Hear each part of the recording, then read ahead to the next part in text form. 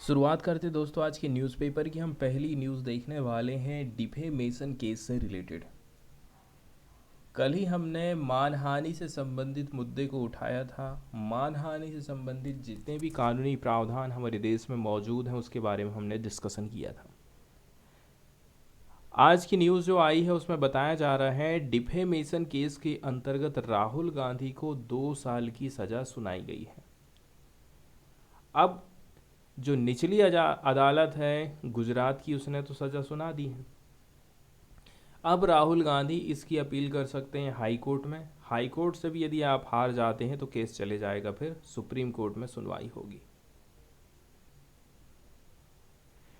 Congress to appeal against Surat court order as mister Gandhi's Lok Sabha membership hangs in balance. Parliamentary affair ministers says legal expert will study the verdict. अब क्या है, immediate तरीके से सूरत court के order की क्या करना था।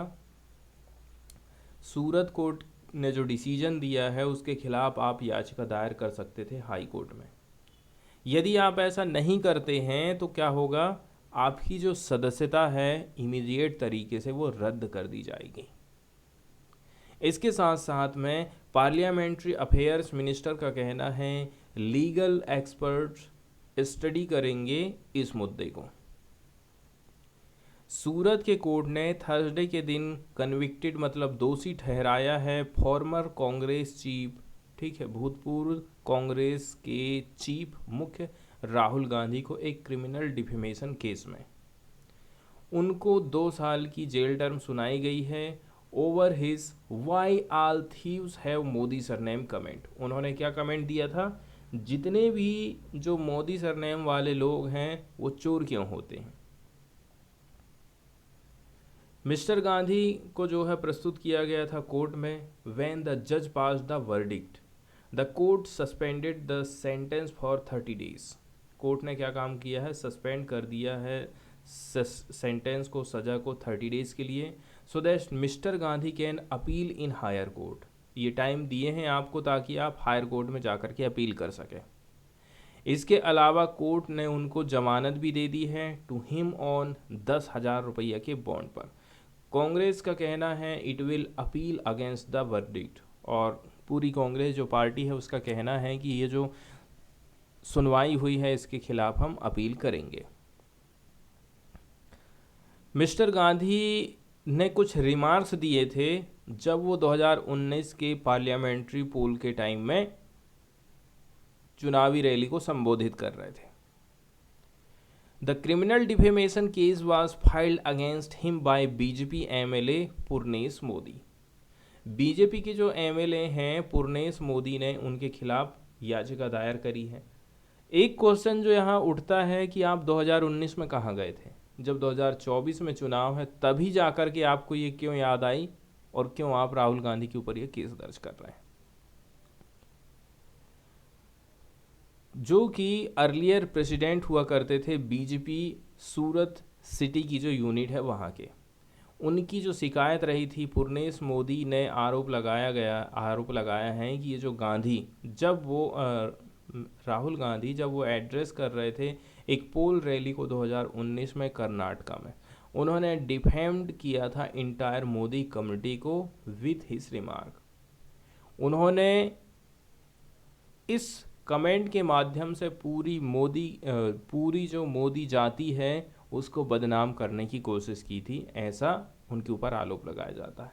How come all the thieves have Modi as the common surname. आखिर कैसे हो सकता है जितने भी थीव हैं उनका मोदी सरनेम ही होगा। Chief judicial magistrate H Verma ने लास्ट वीक कंक्लूडेड किया था इस हियरिंग को final argument from both side. दोनों तरफ की यहाँ पर सुनवाई हुई थी, आर्गूमेंट हुए थे। Mister Gandhi has last appeared before the Surat court regarding the case filed under Indian penal code IPC section 499 और सेक्शन 500। ये डील करता है डिफेमेशन केस से। अब बात यदि हम करें लोकसभा की सदस्यता क्या राहुल गांधी की रद्द होगी कि नहीं होगी, तो 2013 में सुप्रीम कोर्ट ने एक लैंडमार्क जजमेंट दिया था, Lily Thomas versus union of India judgment. Supreme court ने क्लियरली ये बात बोल दिया था, जितने भी जो लॉ मेकर्स हैं stands immediately disqualified on attracting a sentence of 2 years। यदि आपको 2 साल की सज़ा सुनाई गई है तो आपकी जो सदस्यता है वो रद्द हो जाएगी, आप डिस्क्वालीफाई हो जाएंगे। और more unless the conviction is stayed by a higher court. थोड़ा सा और भी यदि हम डीपली जाते हैं तो 4 साल पुराने एक मानहानि डिफेमेशन केस में 2 साल की सज़ा मिलने के एक दिन बाद शुक्रवार को कांग्रेस नेता राहुल गांधी की लोकसभा की सदस्यता रद्द कर दी गई है। लोकसभा सचिवालय ने एक अधिसूचना जारी करके ये जानकारी दिया है। अधिसूचना में ये कहा गया है कि केरल की वायनाड लोकसभा सीट के सांसद राहुल गांधी को सजा सुनाए जाने के बाद 23 मार्च 2023 से ही उनको अयोग्य करार दिया जाता है। ऐसा किस लिए किए हैं? ये काम किए हैं आर्टिकल 102(1) और जन प्रतिनिधित्व अधिनियम 1951 के अंतर्गत किया गया है। और ये नोटिफिकेशन यहाँ पर आप देख सकते हैं।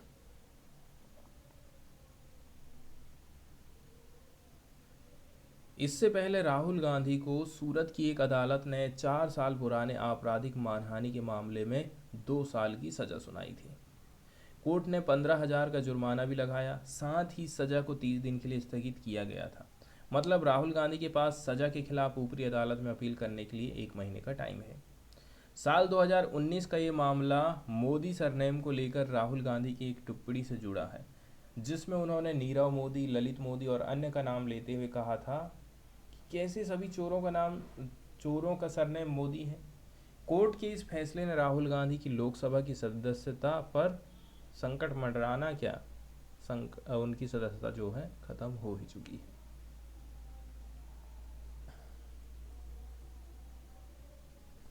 अब जो राहुल गांधी की सदस्यता खत्म हुई है उससे रिलेटेड चीज़ें हम समझते हैं। आर्टिकल 102(1) और आर्टिकल 191(1) के हिसाब से अगर संसद या विधानसभा का कोई सदस्य लाभ के किसी पद को ले लिया, दिमागी रूप से ठीक नहीं है, दिवालिया है या फिर वैध भारतीय नागरिक नहीं है, तो हम उसकी सदस्यता को रद्द कर देते हैं। दूसरा नियम का कहता है 10वीं अनुसूची, इसमें दल बदल के आधार पर सदस्यों को अयोग्य ठहराए जाने का प्रावधान है। इसके अलावा लोक प्रतिनिधित्व अधिनियम 1951 के तहत किसी सांसद या विधायक की सदस्यता जा सकती है।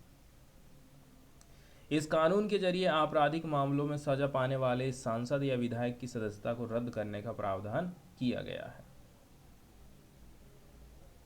तो 1951 का जो कानून है वो क्या कहता है? लोक प्रतिनिधित्व अधिनियम 1951 की धारा 8(1) के हिसाब से 2 समूहों के बीच दुश्मनी को बढ़ावा देना, रिश्वत लेना या फिर चुनाव में अपने प्रभाव का गलत इस्तेमाल करना, इससे आपकी सदस्यता जा सकती है।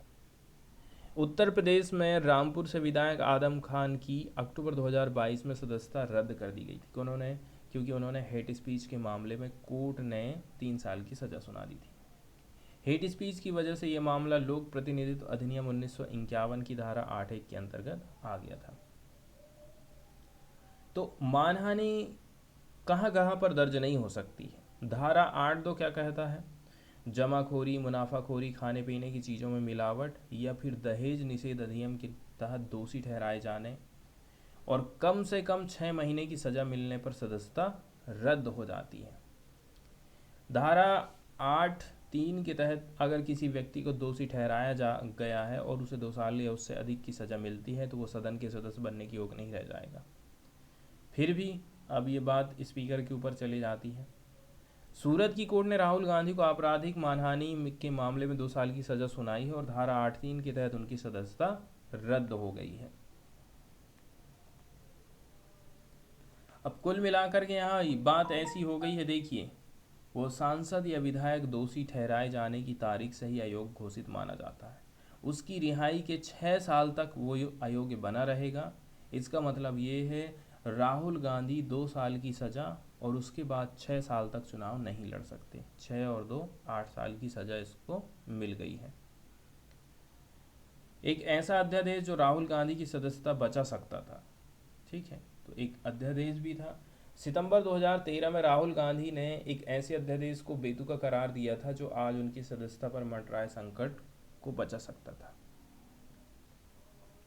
उसमें कहा गया था कि कुछ शर्तों के तहत अदालत में दोषी पाए जाने के बाद भी सांसदों और विधायकों को अयोग्य करार नहीं दिया जा सकता है। उस टाइम में राहुल गांधी कांग्रेस में उपाध्यक्ष थे। तब उन्होंने दागी सांसदों और विधायकों पर लाए गए यूपीए सरकार के अध्यादेश को बेतुका करार देते हुए कहा था कि इसे फाड़कर फेंक देना चाहिए। इस देश में लोग अगर वास्तव में भ्रष्टाचार से लड़ना चाहते हैं तो हमें ऐसे छोटे समझौते नहीं कर सकते। जब हम एक छोटा समझौता करते हैं तो हम हर तरह के समझौते करने लगते हैं। ये बात कही थी राहुल गांधी ने। इसके बाद हम सीधे चलते हैं पेटेंट से रिलेटेड क्या क्या राइट्स हैं हमारे यहाँ पर, क्या क्या कानून बनाए गए हैं, ठीक है। सबसे पहले तो हम पेटेंट को समझेंगे। पेटेंट का मतलब ये है सीधे सीधे बौद्धिक संपदा से। बौद्धिक संपदा हम किसको कहेंगे? यदि मैंने बहुत मेहनत करके, बहुत दिमाग का इस्तेमाल करके कोई एक नया आविष्कार किया है, तो अब मुझे इसका फ़ायदा मिलना चाहिए। वो फ़ायदा मुझे कब मिलेगा? जब केवल मैं ही उस चीज़ को बनाऊंगा। पता चला कोई और नकल कर करके उस चीज़ को बना के बेच रहा है, तो इसमें मेरा घाटा हो जाएगा। तो हमने जो बौद्धिक संपदा तैयार करी है उसके संरक्षण के लिए पेटेंट कानून बनाए गए हैं। ये किसी आविष्कार के लिए दिया गया एक स्पेशल राइट या फिर अधिकार होता है जो एक उत्पाद या फिर प्रक्रिया के समान है। ये सामान्य रूप से कुछ करने का एक नया तरीका प्रदान करता है या किसी समस्या का एक नई तकनीकी समाधान प्रस्तुत करता है। पेटेंट प्राप्त करने के लिए पेटेंट एप्लीकेशन में आविष्कार के बारे में हमें कुछ टेक्निकल जानकारी जनता के सामने रखनी पड़ती है। पेटेंट योग्यता के लिए क्या क्या मानदंड हो सकते हैं? जैसे कि आपने जो भी काम किए हैं वो सबसे अलग हटकर किए हैं, आपने कोई आविष्कार से संबंधित कदम उठाया है, ठीक है, या फिर आपने इंडस्ट्रियल एप्लीकेशन में इसका इस्तेमाल किया जा सकता है। यदि आप कोई दिमाग दे रहे हैं तो वहाँ पर भी पेटेंट आपको मिल जाएगा। पेटेंट का टाइम पीरियड कितने साल का रहता है? भारत में प्रत्येक पेटेंट की अवधि आवेदन दाखिल करने की तारीख से 20 साल की है, चाहे वो अनंतिम हो या फिर पूर्व विनिर्देश के साथ दायर किया गया हो। कुल मिलाकर के 20 साल इसकी अवधि है। हमारे यहाँ पर 1970 का कानून चलता था। भारत में पेटेंट प्रणाली के लिए प्रमुख कानून 1972 में लागू हुआ था। सबसे पुराना कानून हमारा 1972 का है। इसने भारतीय पेटेंट और डिजाइन अधिनियम 1911 का स्थान लिया है। पहले एक 1911 में कानून चलता था, भारतीय पेटेंट और डिजाइन अधिनियम। तो अधिनियम को पेटेंट संशोधन अधिनियम 2005 द्वारा फिर हमने कुछ चेंजेस भी लाए, जिसके अंतर्गत उत्पाद पेटेंट को खाद्य, दवा, रसायन, सूक्ष्मजीव सहित प्रौद्योगिकी की सभी क्षेत्र में इसको हमने विस्तारित कर दिए थे। इसके अलावा जो विशिष्ट विपणन अधिकार होते हैं, जिसको शॉर्टकट में EMRS बोलते हैं, इससे संबंधित प्रावधानों को हटा दिया गया है और अनिवार्य लाइसेंस प्रदान करने के लिए एक प्रावधान भी इसमें लाया गया था। अनुदान पूर्व और अनुदान पश्चात विरोध से संबंधित प्रावधान भी इसमें प्रस्तुत किए गए थे। फिर 2021 में सरकार और नया कानून लेकर के आ गई। इसके अंतर्गत क्या है, जो शैक्षणिक संस्थान हैं उनके लिए पेटेंट शुल्क में थोड़ी सी कमी दी गई है। कई सारी शोध गतिविधियों में संलग्न शैक्षणिक संस्थान, जहां पर प्रोफेसर, शिक्षक और स्टूडेंट ऐसी नई प्रौद्योगिकी विकसित कर रहे हैं जिन्हें उनके व्यवसायीकरण की सुविधा हेतु पेटेंट कराने की जरूरत है।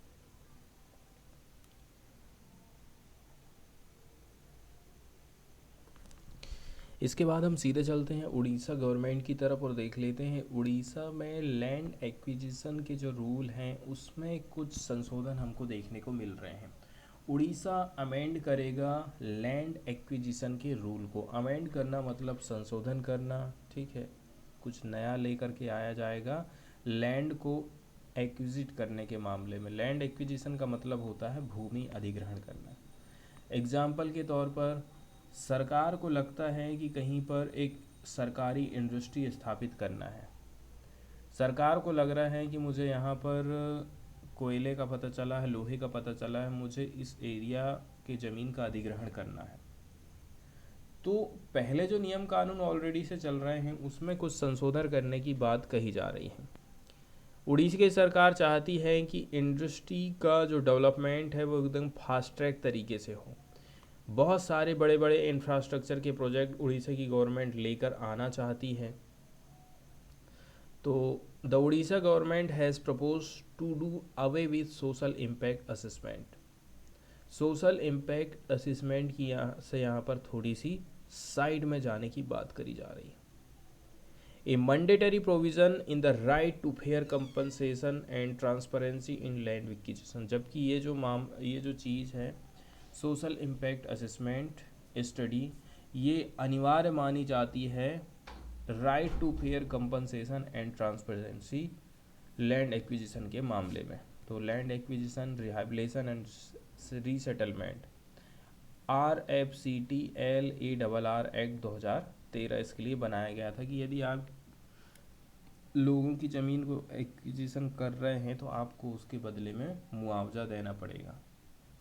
और इसके लिए सबसे पहले एक स्टडी तैयार करी जाती है, सोशल इम्पैक्ट असेसमेंट। गवर्नमेंट ने कॉन्स्टिट्यूट किया है एक टास्क फोर्स को जो कि सजेस्ट करेगी कुछ आवश्यक चेंजेस क्या क्या हम ला सकते हैं। जो एग्जिस्टिंग लॉज, लैंड से रिलेटेड लॉज चल रहे हैं, प्रोसीजर चल रही है, उसमें हम क्या क्या संशोधन कर सकते हैं। इसके बाद वाली न्यूज़ हम देखने वाले हैं, ठीक है, PCA एक्ट 1960 से रिलेटेड, पशु क्रूरता निवारण अधिनियम 1960। तो इससे रिलेटेड एक जानकारी हमको देखना था, तो सबसे पहले हम इसके बारे में कुछ बेस देख लेते हैं। ये कानून लाया गया था ताकि जो जानवरों को आप अनावश्यक तौर पर सज़ा दे देते हैं, आप उनको उत्पीड़ित करते हैं, उसको रोक सकें। Animal welfare board of India AWBI, animal welfare board of India की स्थापना हुई थी 1962 में। अधिनियम की धारा 4 के अंतर्गत की गई थी। 1960 का जो अधिनियम है उसी के हिसाब से इस अधिनियम में क्रूरता और जानवरों का उत्पीड़न ये करते हैं आप तो सज़ा का प्रावधान है।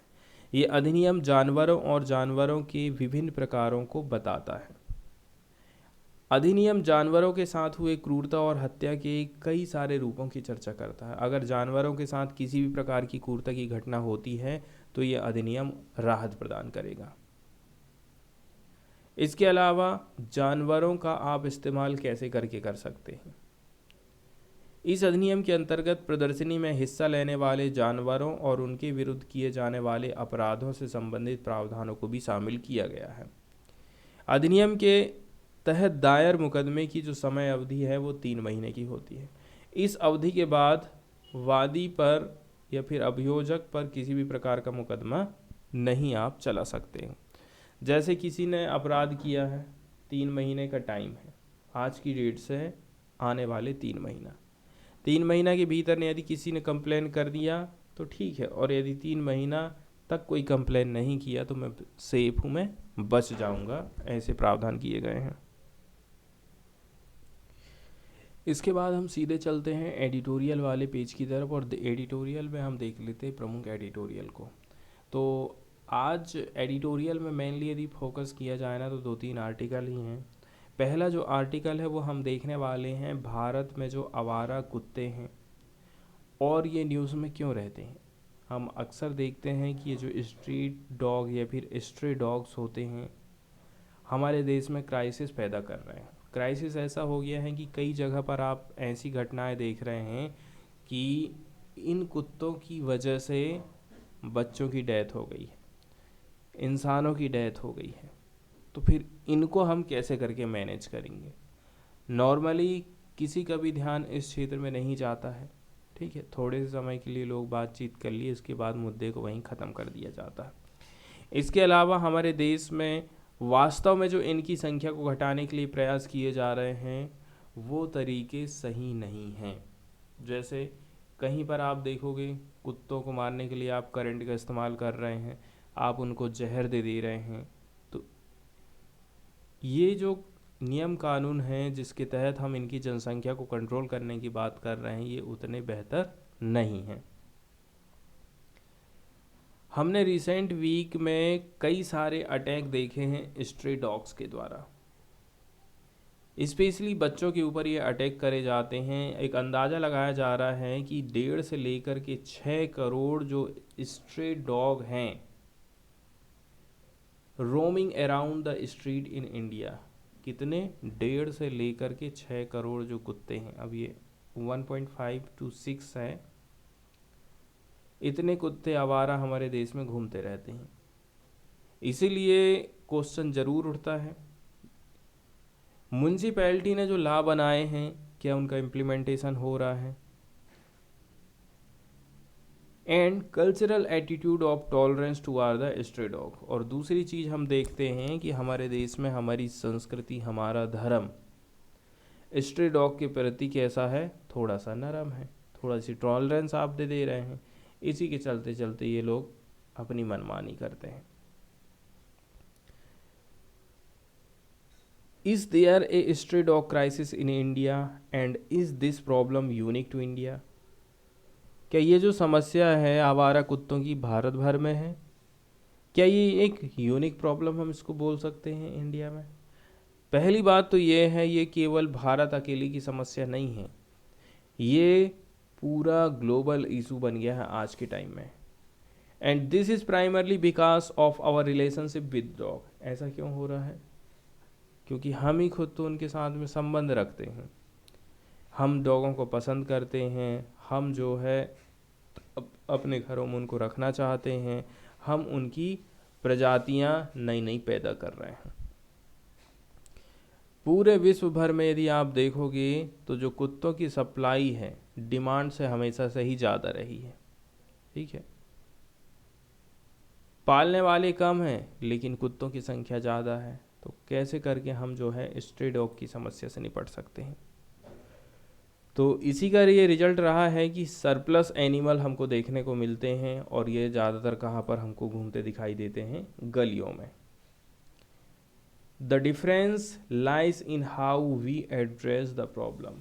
लेकिन यहाँ पर मुख्य बात ये है कि हम कैसे करके इस समस्या से निजात पाते हैं। वहीं जैसे यूएस जो देश हैं वो 0 टॉलरेंस की पॉलिसी अपनाते हैं for stray dog. up to 3 million dogs and cats are euthanized every year। यहाँ पर हम देखते हैं कि लगभग 3 मिलियन डॉग्स, इसके साथ साथ में कैट्स को वहाँ पर मौत के घाट उतार दिया जाता है, मृत्युदंड दिया जाता है।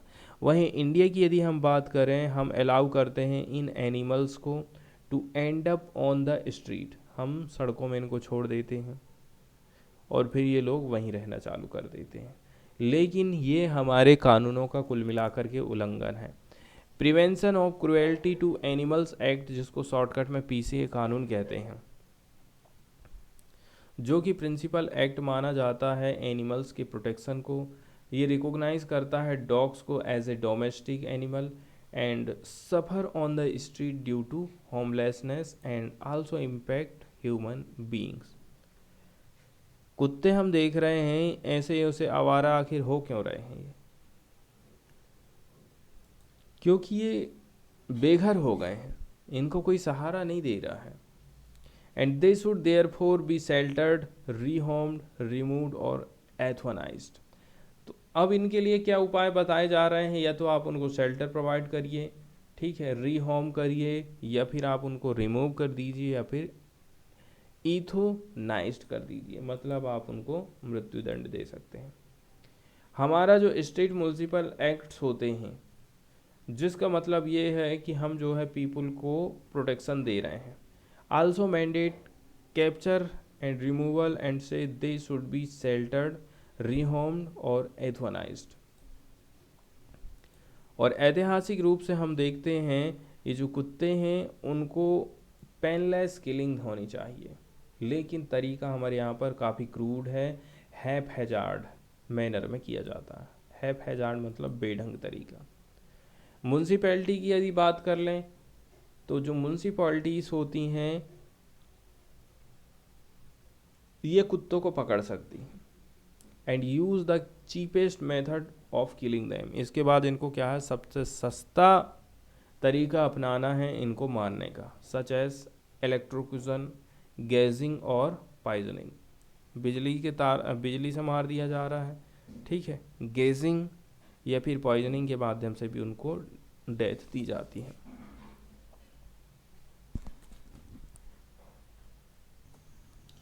आगे आप समझने की कोशिश करिए कि जो म्युनिसिपल अथॉरिटीज़ होती है, नगर निगम, नगर पालिका, इनके पास में पावर थी कि ये जो अनक्लेम्ड स्ट्रीट डॉग्स हैं इनको आप जो है इच्छा मृत्यु दे सकते हैं, इनकी किलिंग आप कर सकते हैं। फिर 2001 का जो एनिमल बर्थ कंट्रोल रूल्स हैं इसने क्या काम कर दिया, ये पावर को थोड़ा सा दूर कर दिया। उसने अलग से एक कैटेगरी बना दी थी स्ट्रीट डॉग्स को as a opposed to strays. PCA act जो कि कहता है कि आप एनिमल्स के साथ क्रुएल्टी नहीं कर सकते हैं। जैसे कि आप पहले देखेंगे गांव-गांव में आपको हाथी और नंदी लेकर के लोग पहुंच जाते थे मांगने के लिए, पैसा जुटाने के लिए, पैसे, कभी पैसे मांग रहे हैं, कभी अन्न मांग रहे हैं। आज के टाइम में हमें बिल्कुल भी देखने को नहीं मिलता है। कोई बंदर को लेकर के तमाशा दिखाने के लिए गांव पहुंच जाता था, कमाने खाने के लिए, मांगने के लिए। ये सब बंद कैसे करके हुआ है? ये सब बंद हुआ है पीसीए एक्ट के माध्यम से।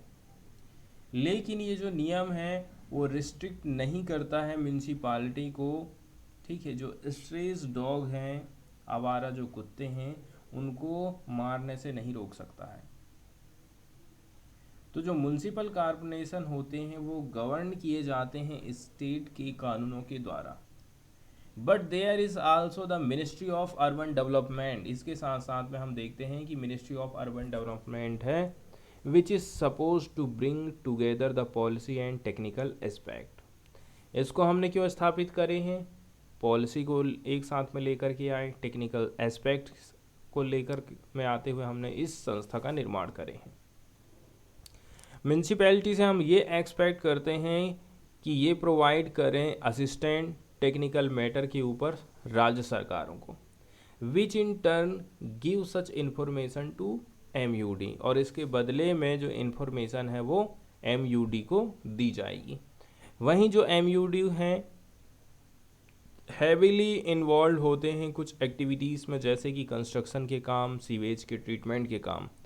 It does not have the bandwidth और interest to get sections of laws governing street animal, लेकिन इसके माध्यम से ये इसका इतना ज़्यादा भी विस्तार नहीं है कि वो जो स्ट्रीट एनिमल्स हैं उनसे रिलेटेड कुछ नियम कानून ला सके। वहीं जो म्यूनसिपल एक्ट होते हैं इसमें कुछ हमें रिगोरियस प्रोविज़न देखने को मिले हैं, ठीक है।